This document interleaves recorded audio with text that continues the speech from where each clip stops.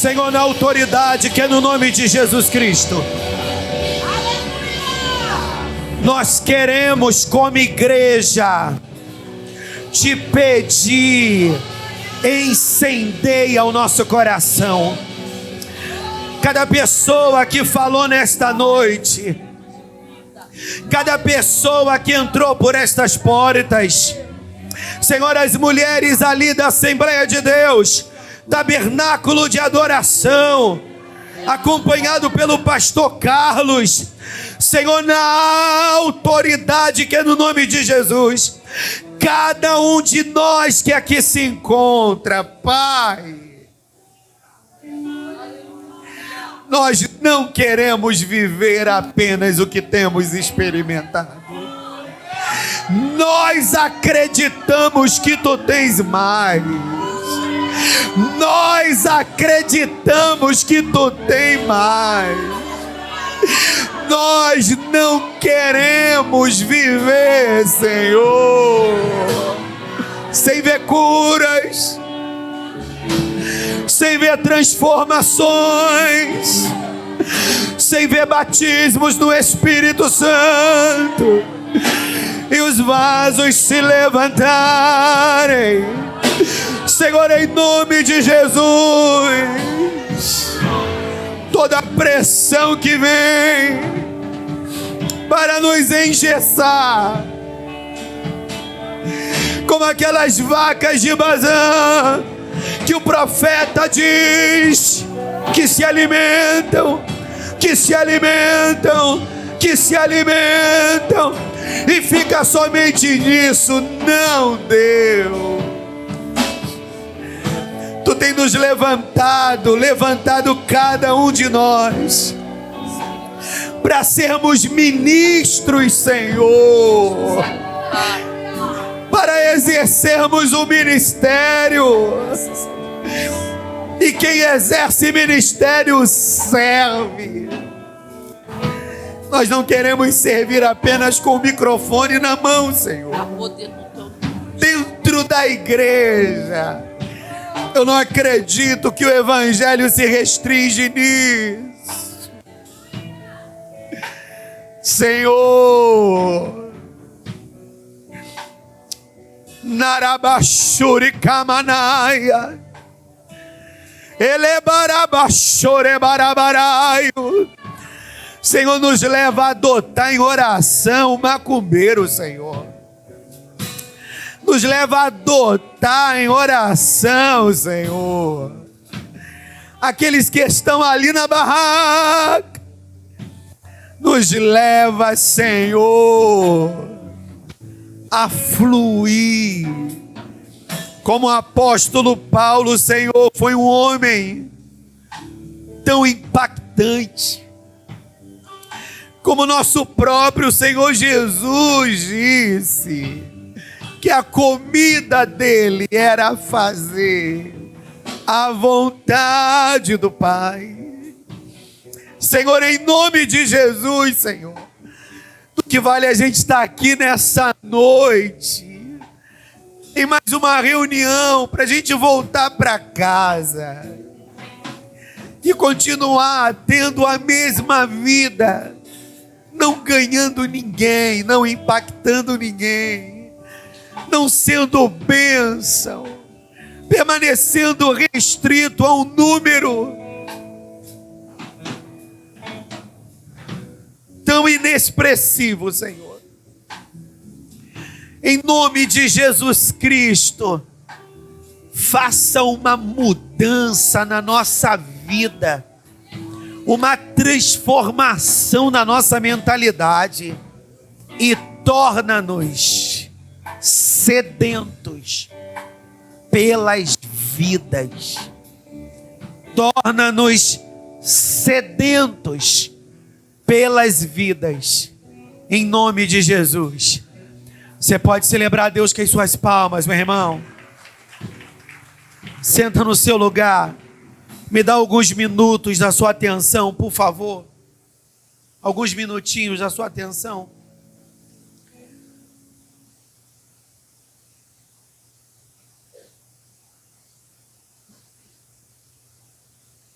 Dá alguns minutinhos da sua atenção, por favor.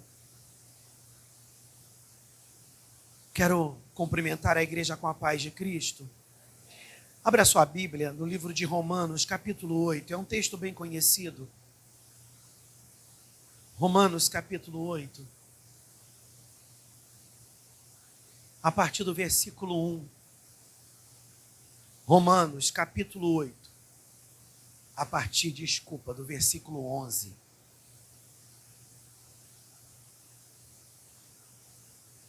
Esse trabalho é um trabalho bem voltado para a igreja local, né? A gente lamenta porque às vezes as pessoas têm dificuldade para estar na igreja num dia de sábado. Mas que bom que você está aqui. Romanos capítulo 8, versículo 11. E se o Espírito daquele que dos mortos ressuscitou a Jesus habita em vós, aquele que dos mortos ressuscitou a Cristo também vivificará os vossos corpos mortais, pelo seu Espírito que em vós habita. De maneira que, irmãos, somos devedores, não à carne, para viver segundo a carne. Porque se viverdes segundo a carne, morrereis. Mas se pelo Espírito mortificardes as obras do corpo, vivereis. Porque todos os que são guiados pelo Espírito de Deus, esses são filhos de Deus. Eu queria que você recitasse comigo o versículo 14. Porque todos os que são guiados pelo Espírito de Deus, esses são filhos de Deus. Eu quero dar um tema para essa mensagem e o tema é alcançados para alcançar. Diga comigo, alcançados para alcançar. Eu quero nessa palavra falar sobre o que de verdade acontece na vida de um filho de Deus. Porque o tema é alcançados para alcançar. Então você primeiro precisa entender o que de verdade é ser um filho de Deus. O que de verdade é ser igreja de Jesus Cristo. O que de verdade é ser discípulo do Senhor. Se você ler o capítulo 7, que eu vou ler alguns versículos, essa mensagem é bem textual. Se você ler o capítulo 7 de Romanos, fala sobre uma experiência de fórum muito íntimo e muito pessoal do apóstolo Paulo. Porque todos nós sabemos que Paulo, ele era um grande religioso. Ele foi um grande religioso. E ele precisou, sim, experimentar de uma conversão. Apesar que existem alguns livros teológicos que insistem em dizer que Paulo não experimentou de uma conversão, porque ele já cria em Javé, ele já cria no Senhor. Mas quando nós olhamos para a vida de Paulo, nós vemos que Paulo cria em Javé, o Deus Todo-Poderoso, aleluia, mas Paulo, ele tinha na mente dele alguns equívocos, ele tinha na mente dele algumas construções equivocadas, porque quem Paulo era? Paulo, ele era um fariseu, e um fariseu, ele era um mestre da lei. Então, tão logo, um fariseu, ele era alguém que tinha um notório saber dentro da Torá. E o que é a Torá? Nada mais é senão o Velho Testamento, que segundo a edição da Septuaginta,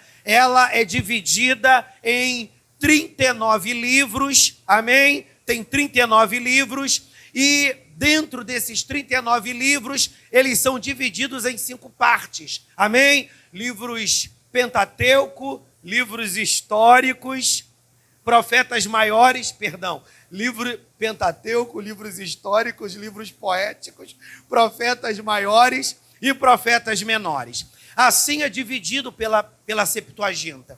Mas, de acordo com a Torá, não é essa divisão. Tem os mesmos livros, mas a divisão é outra. A divisão é leis, escritos e profetas. Então, Paulo, ele tinha um notório saber da Torá. Mas ele tinha, como eu já disse, alguns equívocos, porque ele acreditava que a salvação se restringia aos judeus e a salvação, aleluia, abarcava, alcançava aqueles que se submetiam à lei e aos rituais de santificação. E Paulo, na qualidade de um fariseu, ele se submeteu a todos estes processos. Mas quando Jesus ascende, quando Jesus vem ao mundo, e você sabe muito bem disso, mas eu preciso dessa introdução para você entender onde eu quero chegar. Quando Jesus vem à terra, ele confunde a mente dos religiosos, ele confunde a mente, aleluia, dos judeus. Confunde por quê? Porque os judeus, eles estavam tão presos a um tradicionalismo, eles estavam presos, aleluia, a uma ortodoxia tão grande que eles perderam o senso de misericórdia. Era mais ou menos assim: alguém que não tivesse pautado na lei não era digno de misericórdia. Mas eles estavam tão presos na lei e tão presos numa religiosidade que eles passaram a ser hipócritas. E o que é hipócrita? É aquele sujeito que diz viver a lei, mas ele não vive a lei. Mas quando ele está diante de alguém que pode julgá-lo, ele se apresenta como alguém que observa a lei, mas nos bastidores ele não vive a lei, porque a religiosidade nos leva a viver uma hipocrisia. Por quê? Porque a religiosidade nos coloca nesse lugar de se achar santos, de se achar bons e dos outros não prestarem. Esse é o maior problema da religiosidade. A gente vê Jesus pirando o cabeção dos judeus, porque dentro da lei não poderia se curar no sábado, mas Jesus curava no sábado. Mas o objetivo de Jesus ao curar no sábado não era ferir a lei, mas era fazer com que os judeus entendessem que, como os profetas do Velho Testamento anunciaram que viria o libertador, viria o cordeiro que tiraria o pecado do mundo, consequentemente aquela lei seria concluída e uma nova estação seria estabelecida. Só que os judeus não conseguiram entender isso. Então, quando Jesus curava no sábado, para os judeus era uma afronta. Mas olha como os líderes religiosos, eles eram demagogos. Jesus cura uma mulher encurvada no sábado, que já caminhava no templo há muitos anos. E Jesus cura essa mulher encurvada. Não era apenas uma deformidade do corpo, não era apenas um problema de saúde. Havia sobre a vida daquela mulher demônios, espíritos de enfermidade. Porque o religioso, meu irmão, ele pode ter visão para observar tudo que ele vê. Mas o religioso, ele não consegue enxergar com os olhos espirituais. Então ele não consegue enxergar para além.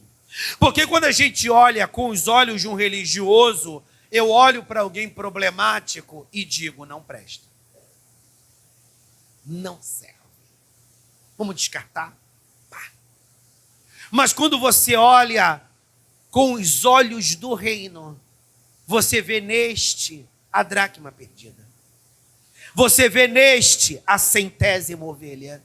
Você vê neste alguém que pode vir a ser recuperado. Mas os olhos da religiosidade não conseguem ver isso. Então os demônios pintam 7. E Jesus liberta aquela mulher e eles tentam afrontar Jesus. E Jesus é profeta, porque Jesus é rei. Diga comigo, Jesus é rei. Jesus é sacerdote. E Jesus é profeta. Jesus é rei, meu irmão, porque ele é Senhor.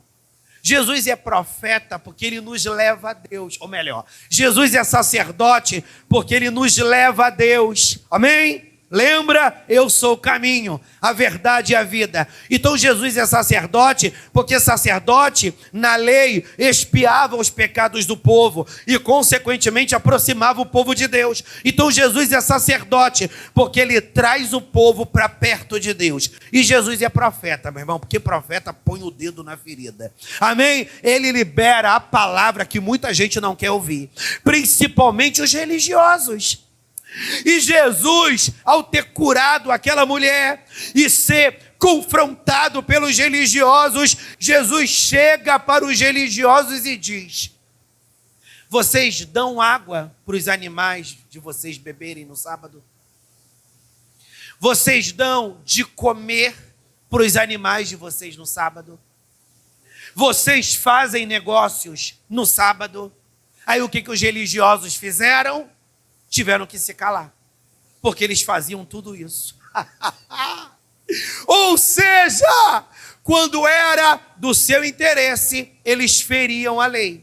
Glória a Deus. Agora, quando era para exercer a misericórdia sobre o povo, lei neles.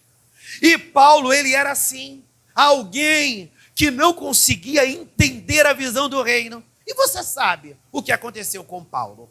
O Senhor realiza uma obra de transformação na vida dele. Ele fica cego por 3 dias. Deus opera através da vida de Ananias uma cura na vida de Paulo. Depois ele é levado para uma escola apostólica para aprender aos pés de outros apóstolos, aos pés de outros mestres, aos pés de outros profetas, para que então ele ouvisse, acho que é Atos 13 fala sobre isso, para que até então ele ouvisse da liderança daquela igreja: o Espírito está nos dizendo que é tempo de separar Paulo e Barnabé para o campo missionário. E quando Paulo vivencia essa obra, ele flui, ele prospera, e à medida que ele vai crescendo em Deus, Deus vai fazendo ele se tornar uma carta viva. E o texto de Romanos capítulo 7 fala de Paulo fazendo algumas narrativas sobre a sua própria vida. Aleluia! Ele entendendo quem ele era e quem ele deveria vir a ser. Amém? Olha só, abra sua Bíblia, Romanos capítulo 7. A partir do versículo 19. É uma mensagem curta. Glória, tentarei eu. São 9:10 agora, pelo menos aqui no relógio. Romanos capítulo 7, versículo 19, diz assim: falo como homem, pela fraqueza da vossa carne, pois que, assim como apresentastes os vossos membros para servirem à imundícia e à maldade, para a maldade, assim apresentai agora os vossos membros para servirem à justiça para santificação. Perdão, eu li o texto errado. Glória a Deus, desculpa. Aí eu, glória a Deus. Capítulo 7, versículo 19, desculpa. Glória a Deus. Teve, aleluia, um retardo aqui, um delay. Capítulo 7, versículo 19. Mas na hora, peraí, não está batendo não, hein? Vou ler mais uma vez. Perdoe-me o equívoco. Porque não faço o bem que quero, mas o mal que não quero, esse faço. Ora, se eu faço o que não quero, já o não faço eu, mas o pecado que habita em mim. Acho, então, esta lei em mim, que quando quero fazer o bem, o mal está comigo. Porque segundo o homem interior, tenho prazer na lei de Deus. Mas vejo nos meus membros outra lei, que habita contra a lei do meu entendimento, e me prende debaixo da lei do pecado que está nos meus membros. Ou seja, o que Paulo está querendo dizer? O que eu faço não é o bem que desejo. Então era mais ou menos assim. Ele desejava viver o que Deus tinha para a vida dele, mas ele percebia que havia uma outra lei operando dentro dele. Era a lei da carne. Então o que Paulo entendeu? Que antes de experimentar de uma conversão, ele perseguia cristãos, ele fazia mal a pessoas, porque ele vivia na carne.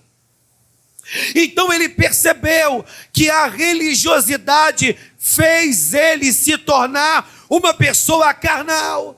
Só que muitas das vezes nós acreditamos que ser carnal é alguém que mata, é alguém que rouba, é alguém que presta emprestado e não paga, pega emprestado e não paga, é alguém que adultera, é alguém que prostitui, é alguém, aleluia, que está aí no mundão. Não, meu irmão, as obras da carne não é somente isso. Paulo, ele era alguém que não vivia, porque qual era o maior problema dos judeus antes do período do cativeiro? O maior problema dos judeus antes do cativeiro era a idolatria, era a predisposição que havia neles para adorar a outros deuses, resquícios da influência deles pelo período que eles viveram no Egito. Só que pós-cativeiro, eles foram libertos da idolatria. Tá bom, pastor? Então qual era o mal que operava na vida dos judeus e que Paulo está dizendo aqui? Que ele sabia que deveria fazer o bem, mas ele percebia que havia outra lei operando nele, que era a lei da carne. Se Paulo não tinha problema com prostituição, qual era o problema de Paulo? Orgulho.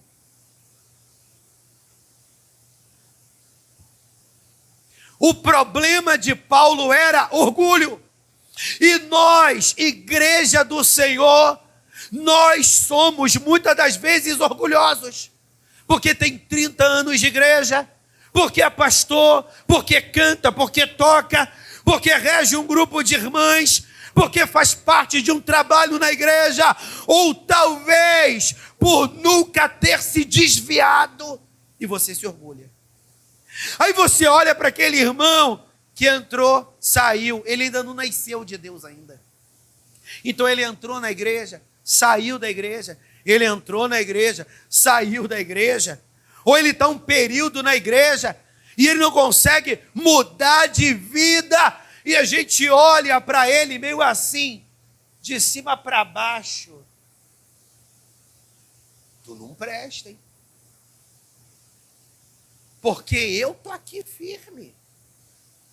E você aí, nesse lenga-lenga, já não era tempo para você ter se levantado, já não era tempo para você ter mudado de vida. Então qual é o maior problema da igreja? Orgulho.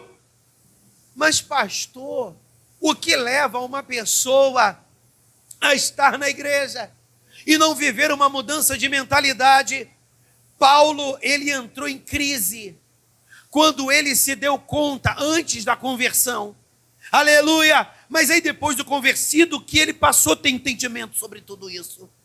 Aí ele entendeu o que estava acontecendo com ele.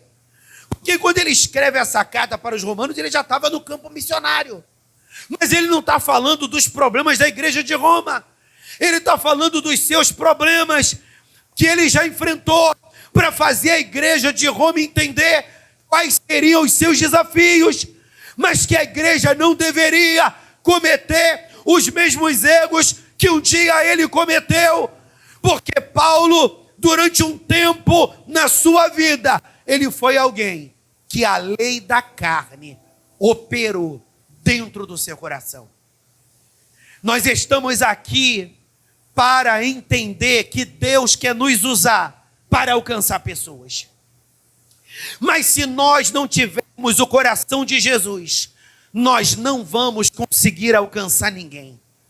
Nós simplesmente emitiremos juízos. E a gente vai começar a emitir decretos. Esse presta, esse não presta. Irmãos, se os teólogos tinham razão. Paulo, ele era alguém que deveria ser um crente genuíno. Mas ele não era. Mas ele conhecia a palavra. Porque ele não havia nascido de Deus. E nós, como igreja, muitas das vezes agimos como Ananias. Porque quando Paulo experimentou de uma experiência com o Senhor, Saulo, Saulo, por que tu me persegues? Duro é para ti recalcitrar contra os meus agrilhões. Eu não sei se ele estava numa carruagem, eu não sei se ele estava andando a pé, eu não sei se ele estava montado a cavalo, mas o texto diz que ele cai ao chão, diante do resplendor de glória, e ali uma mudança de mentalidade acontece. Mas o Senhor chega para um crente, talvez da igreja metodista renovada na Tote. O Senhor chega para um crente e diz: vai na rua X, na casa W, e vai lá orar, ministrar sobre a vida de um homem chamado Saulo de Tarso. Ananias fez o que talvez nós teríamos feito. Senhor, eu não vou na casa eu não vou onde Paulo está, não. Paulo não presta. Eu não vou ministrar sobre a vida de Paulo, não. Ele já matou crente. E o que o Senhor disse para Ananias? Entenda, meu irmão, o que Deus quer falar com você. Entenda o que Deus quer falar comigo. Eu preciso entender o que Deus está falando. O Senhor diz para Ananias: vai, porque ele é para mim um vaso escolhido.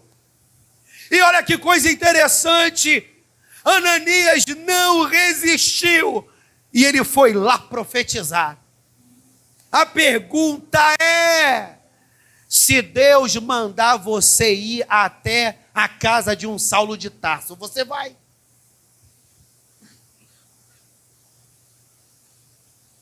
Mas pastor, será que nos dias de hoje Deus precisa mandar? Não, meu irmão. Você precisa ter visão espiritual e perceber a necessidade do necessitado. Aí eu escrevi aqui: você precisa saber quem você é. E você precisa saber qual é o seu lugar no reino de Deus. E a primeira coisa que você precisa entender é que o seu lugar para ganhar almas para Jesus, para viver o ID do Senhor Jesus, a primeira coisa que você precisa entender, que o seu lugar jamais pode ser um lugar de superioridade. Abra sua Bíblia rapidinho em Filipenses capítulo 3, para a gente começar a ir para o desenvolvimento. Filipenses capítulo 3. Aleluia, que você se abra, que eu me abra e que entendamos o que o Senhor quer ministrar ao nosso coração. Narabashuri lebarase. Filipenses capítulo 3, versículo 8 diz assim, capítulo 3, versículo 8: e, na verdade, tenho também por perda todas as coisas pela excelência do conhecimento de Cristo Jesus, meu Senhor, pelo qual sofri a perda de todas estas coisas e as considero como esterco para que possa ganhar a Cristo. Sabe o que Paulo estava querendo dizer? Eu reconheço como nada o meu título de fariseu, eu não reconheço como nada todos os meus diplomas, eu não reconheço como nada toda a minha trajetória, tudo isso eu reconheço como escória, como esterco. Que isso, pastor? Paulo, ele aprendeu aos pés de Gamaliel. Gamaliel era um mestre popstar naquela época. Então, como Paulo reconhece tudo isso como esterco, sabe o que Paulo estava querendo dizer? Se meus títulos, se minha arrogância Se minha visão carnal me impede de ter misericórdia, compaixão, me impede de alcançar as vidas, eu abro mão de todas estas coisas, porque eu aprendi no Evangelho que se tem uma razão pela qual eu devo me orgulhar, é pelo motivo de ter conhecido a Jesus e ter percebido o que Ele fez na minha vida. Então você precisa entender que ainda tem carnalidade em nossas vidas que Ele quer remover para que eu seja a igreja aonde Deus me colocar. Voltemos para Romanos capítulo 8. Glória ao nome do Senhor. Aí olha o que diz o versículo 1. Ele reconheceu que ele estava na carne, ele reconheceu que operava nele o contraditório, que ele dizia que deveria fazer uma coisa e ele fazia outra completamente diferente, mas ele conhece que no momento que ele se encontra com Jesus, olha o que acontece. Versículo 1 do capítulo 8. Portanto, agora, nenhuma condenação há para os que estão em Cristo Jesus, que não andam segundo a carne, mas segundo o Espírito. Ele era um fariseu que andava na carne, mas agora ele entende: eu não estou mais debaixo de condenação, porque eu decidi que não andarei mais na carne. Paulo deixa bem claro no capítulo 2, versículo 20 de Gálatas: já estou crucificado com Cristo e não vivo mais eu, mas Cristo vive em mim, porque a vida que eu vivia na carne, hoje eu vivo na fé do Filho de Deus. Sabe o que ele estava dizendo? Toda aquela valentia, toda aquela força que eu tinha para ser um religioso, hoje toda essa valentia, toda essa força e intrepidez eu uso para ganhar almas. Só que agora caminhando no Espírito. Aí o versículo 2 diz: porque a lei do Espírito de vida em Cristo Jesus me livrou da lei do pecado e da morte. Que hoje você entenda que outrora você era um bastardo, outrora você era um perdido. Como diz Romanos capítulo 3, versículo 23, todos pecaram e destituídos estão da glória de Deus. Você se arrependeu dos seus pecados e hoje a vida de Deus flui em você. Quem está comigo, diga graças a Deus. Só que quando a vida de Deus flui em nós, nós precisamos focar no que de verdade importa. Versículo 5 do capítulo 8. Porque os que são segundo a carne, inclinam-se para as coisas da carne, mas os que são segundo o Espírito, para as coisas do Espírito. Aí versículo 8, portanto, os que estão na carne não podem agradar a Deus. Então você precisa entender que uma vez o Espírito tendo operado na sua vida, você não poderá mais viver na carne. Mas pastor, eu entreguei minha vida a Jesus e eu não fui morar em Marte. Eu continuo diante das mesmas tentações de sempre. Como lidar com esse mundo mal? Aí Paulo diz: pensem nas coisas que são de cima. Ou seja, busquem se desconectar das coisas aqui da terra. O que a gente vê na terra? Dor, injustiça, sofrimento, decepção. Pessoas que se apresentam diante de você e tentam fazer você acreditar que não vale a pena você apostar em pessoas, mas eu quero que você entenda que, como igreja de Jesus Cristo, você não deve focar no que não presta, você não deve focar naquilo que não vale a pena, você deve focar naquilo que glorifica e exalta o nome do Senhor. Eram 12 espias que Moisés deu ordem para que fossem avistar a terra de Canaã. Eles ficariam lá por 40 dias aproximadamente, para fazer uma pesquisa de como era aquela terra, para que eles retornassem trazendo o relatório, para que Moisés orasse, Deus desse a eles estratégia para conquistarem aquela terra. Eram 12 espias, 12 líderes, e nós sabemos que daqueles 12, 10 espias trouxeram o caos para o povo, e apenas 2 espias se mantiveram debaixo de uma conexão. Mas por causa daqueles 2 espias que permaneceram na conexão, eles fizeram braço, fizeram elo com Moisés e Arão, e quando toda a congregação se rebeliou, aqueles 4 se dispuseram a orar para que as sentenças do inferno fossem quebradas. Por que é tão difícil estar na igreja e tão mais fácil estar no mundo ou dentro de um centro espírita? Porque lá as leis, em algumas questões, são mais flexíveis. Aleluia! Você não precisa abrir mão da bebida. Você não precisa abrir mão de certos tipos de prática para viver nesse mundo ou estar dentro de um centro espírita. Só que, quando nos abrimos para viver o Evangelho de Deus, o nível de renúncia é grande. Só que você precisa entender que essas renúncias nós não conseguimos fazer na carne. Essas renúncias nós só conseguimos fazer tendo o Espírito Santo.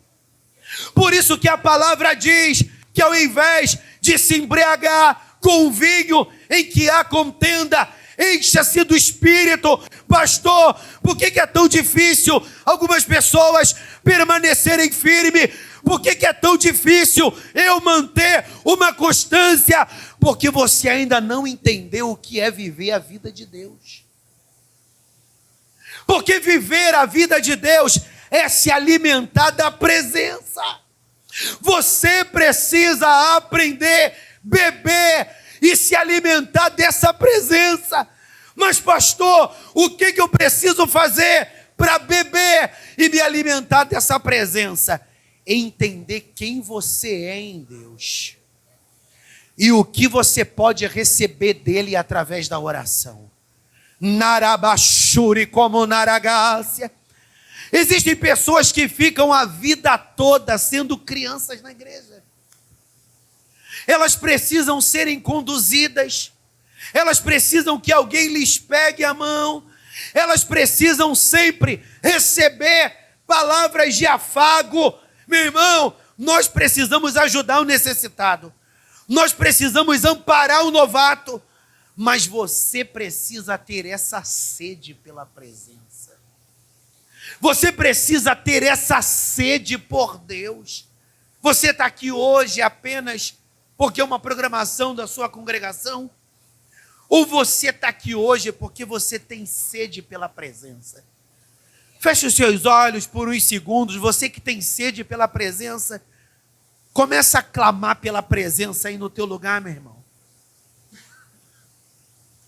Comece a falar em línguas aí no teu lugar. Narabashuri como naragácia.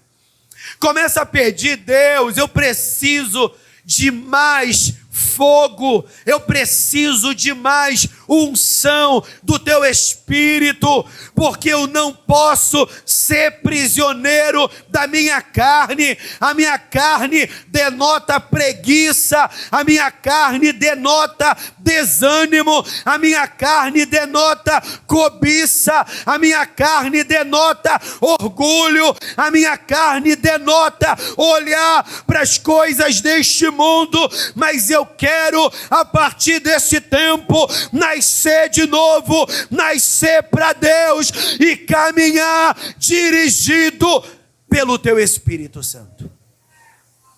Vamos fechar, versículo 11 do capítulo 8.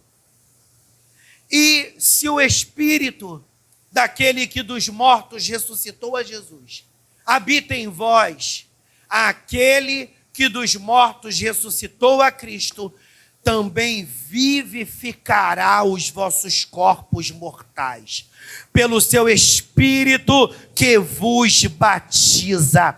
Então, ou seja, o jugo do pecado cai por terra, a influência dos demônios começam a cair por terra, e você experimenta desse batismo com água, e você experimenta desse batismo com fogo. Aleluia, você já experimentou do batismo com água, alguns já experimentaram do batismo com fogo, e a pergunta é: o que você tem feito desse batismo com fogo que você recebeu? O que você tem feito? Me dá mais alguns minutinhos apenas. O que você tem feito desse batismo com fogo? Alcançados para alcançar. O Senhor morreu, ressuscitou. Quando Ele ressuscita, Ele fica aqui na terra por 40 dias aproximadamente, se revelando aos discípulos, ministrando aos discípulos, ministrando a alguns irmãos, aleluia, cerca de aproximadamente 500 pessoas, e Ele libera uma palavra para os discípulos: vocês precisam ficar em Jerusalém, até que vocês sejam cheios de poder. Diga comigo: eu preciso estar cheio do poder. Olha o que Jesus disse: olha, vocês ficarão em Jerusalém até serem revestidos de poder, e vocês serão testemunhas em Jerusalém, Judeia, Samaria, e vocês irão até os confins da terra. No 40º dia, Jesus ascende aos céus, Ele libera uma palavra: vocês não vão ficar órfãos, eu vou enviar o Consolador. E depois dessa ascensão, passam 10 dias, e eles estavam reunidos no cenáculo, 120 pessoas, clamando pela presença. E diante desse cenáculo, no dia de Pentecostes, um fogo de Deus veio sobre aquele lugar. E eles foram batizados no Espírito Santo. E após terem sido batizados no Espírito Santo, o que aconteceu? Eles foram tomados por uma autoridade. Autoridade não é falar alto, autoridade não é falar bonito, autoridade é uma unção. Amém, meu irmão? Dorme não. A autoridade é uma unção. Quando eles receberam essa unção, o que aconteceu, igreja?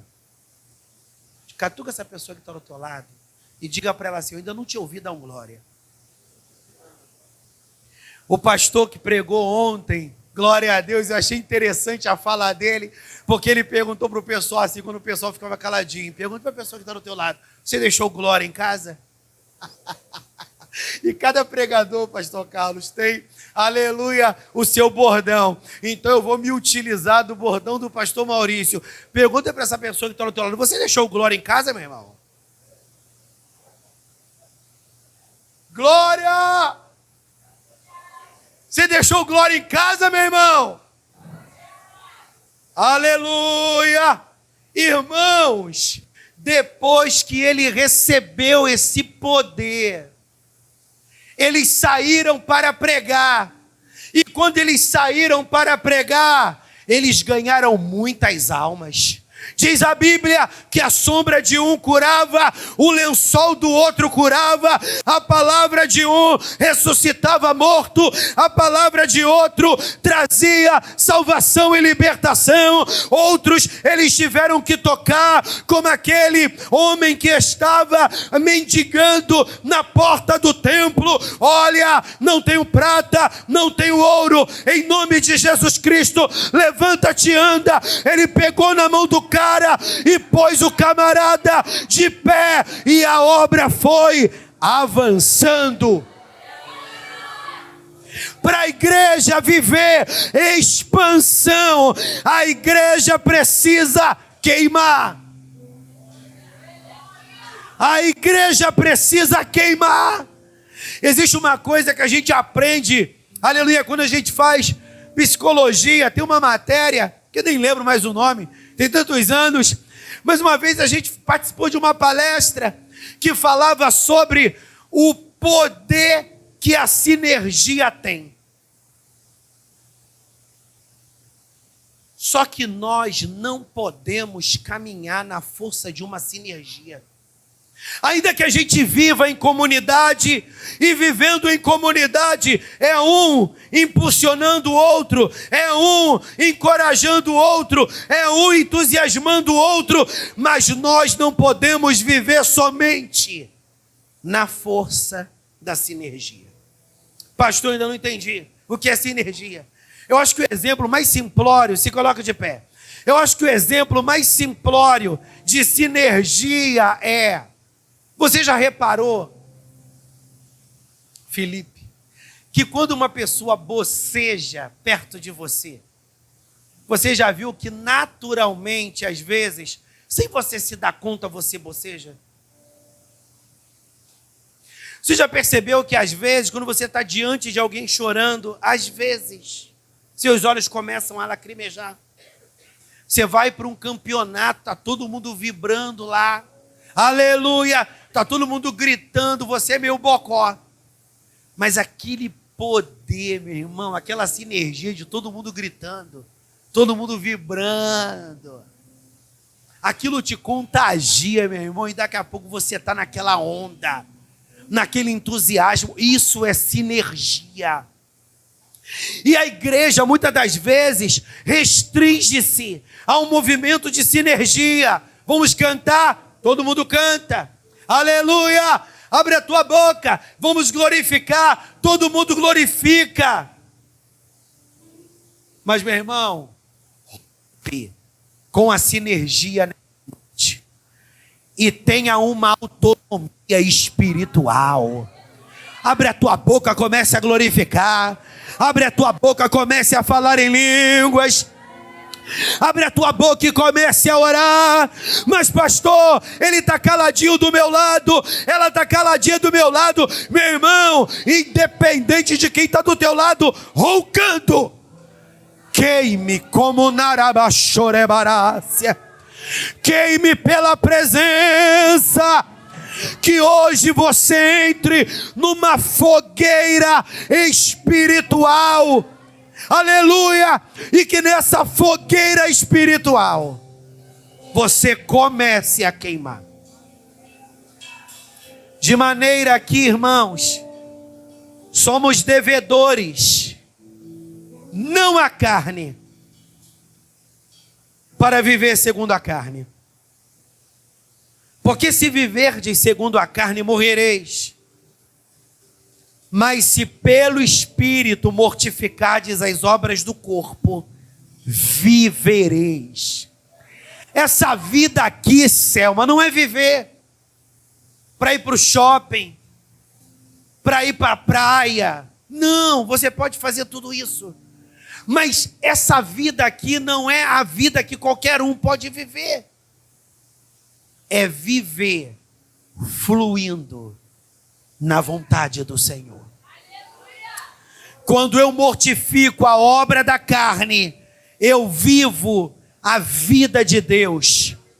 E quando eu vivo a vida de Deus, o que eu toco precisa ser transformado.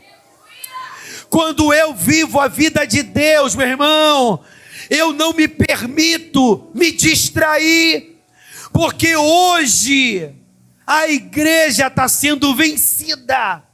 Alguns, porque a igreja é de Cristo. A igreja está sendo vencida pelas distrações. Porque você já viu que a gente trabalha para reformar a casa. A gente reforma a casa. A gente trabalha para fazer a faculdade. Faz faculdade.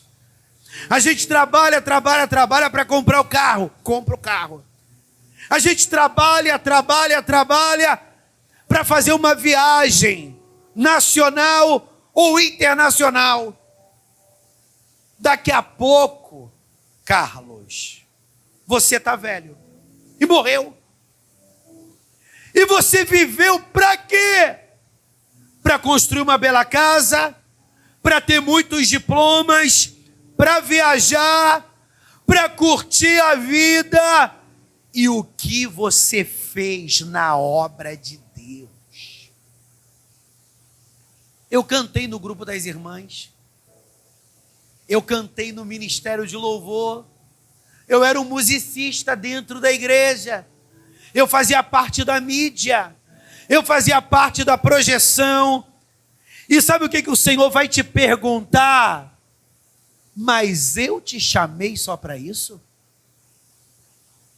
Eu te chamei para isso somente? Qual é a parte na minha palavra que diz: ide e cantai, ide e tocai? Eu não estou querendo dizer que isso não seja importante para o culto. Mas, irmãos, o que adianta? E aqui eu paro. A gente tem um belo louvor, a gente tem uma bela igreja estruturada, e a nossa igreja se restringe a nós e aos nossos filhos. É a igreja que a minha avó congregou, é a igreja que meu pai fundou, é a igreja que o meu tio tocava. Cadê a ex-prostituta? Cadê o ex-macumbeiro? Cadê o ex-drogado? Deus está te despertando nessa noite. Último versículo, versículo 14. Porque todos os que são guiados. Prepara um louvor aqui, meninas. Porque todos os que são guiados pelo Espírito de Deus, esses são filhos de Deus. Então, filho de Deus não é apenas alguém que diz: Jesus mora no meu coração. Como diz João capítulo 1, versículo 12. Mas a todos quanto o receberam, deu-lhes o poder de serem feitos filhos de Deus. Todos os que o receberam, ele os deu o poder de serem feitos filhos de Deus. Mas o filho de Deus, ele precisa aprender a ser guiado pelo Espírito de Deus. Feche os seus olhos. Eu quero orar para que você entenda quem você foi e quem você precisa ser. Feche os seus olhos. Você precisa hoje abrir mão da superioridade. Você precisa abrir mão da rivalidade que muitas das vezes faz parte da igreja, aonde um deseja ser melhor do que o outro. Você precisa abrir mão dessa pequenez. Eu não tenho capacidade, Deus jamais vai me usar, eu não tenho habilidade com as palavras. Não. Eu quero que você saia dessa posição. E eu quero que você se comprometa. Feche os seus olhos. Senhor, na autoridade que é no nome de Jesus. Senhor, do que adianta, Senhor, a gente pular na igreja, a gente adorar na igreja, a gente fazer N coisas dentro da igreja. Pessoas não cristãs entram e saem da igreja e a gente sequer nota. Pessoas não cristãs entram e saem. Pessoas cristãs se desviam. Problemas com os irmãos mais fracos acontecem. E a gente, como igreja, só sabe criticar. A gente, como igreja, Senhor, só sabe olhar o erro do outro. E a gente não sabe exercer misericórdia.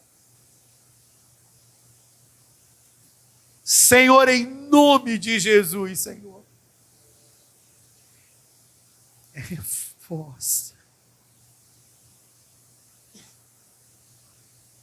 Reforça. Reforça. Como Nabadarabarabarás. Reforça, Senhor, na nossa mente esse verdadeiro entendimento de que somos filhos de Deus. E vai removendo da vida da igreja a sequidão, a esterilidade. Vai removendo da vida da igreja a ganância de querer conquistar, de querer prosperar, de querer viver para si. Senhor, não tem problema nenhum prosperar. Não tem problema nenhum ter êxito na vida. Mas quando nós vivemos somente para isso, Senhor, aí se torna o amor ao dinheiro raiz para todos os males. Senhor, que essa palavra tenha corroborado pelo Teu Espírito, para fazer cada um de nós entender, Senhor, o que é ser igreja. Senhor, assim como Paulo gastou a sua vida para ser instrumento de salvação para muitas cidades, para muitas nações, Senhor, hoje levanta esses jovens, levanta estas mulheres, levanta esses homens, levanta cada um de nós, Senhor.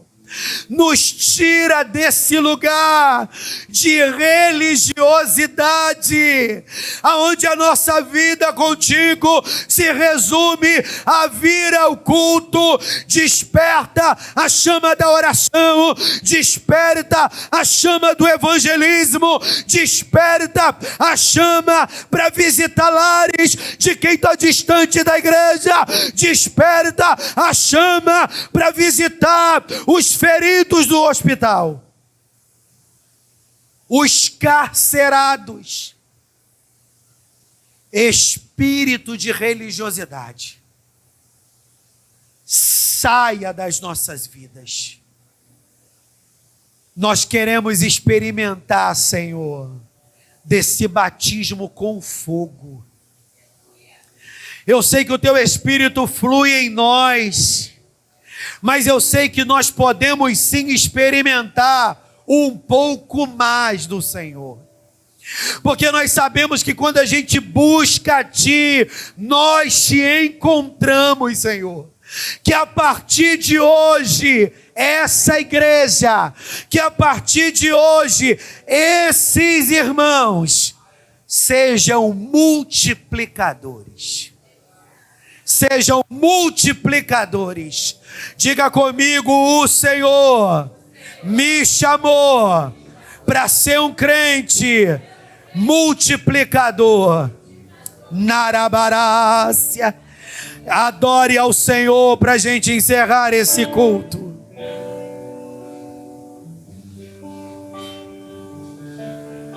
Vamos encerrar o Senhor? Senhor, muito obrigado, Senhor, por esse culto. Senhor, que cada irmão volte para o seu lar, debaixo dessa paz, debaixo dessa bênção. Senhor, não permita que ninguém saia daqui enfermo. Não permita que ninguém saia daqui sentindo dores. Se alguém, Senhor, chegou aqui passando mal, sentindo dores, nós queremos profetizar a cura. Nós queremos profetizar a cura. Que todo espírito de enfermidade, que toda dor, aleluia, que seja oriunda de algum problema de saúde crônico que ele tem, que ela tem, saia enfermidade, bata em retirada enfermidade, e que aquele que chegou aqui doente seja curado em nome de Jesus. Você pode celebrar a Deus com as suas palmas, igreja.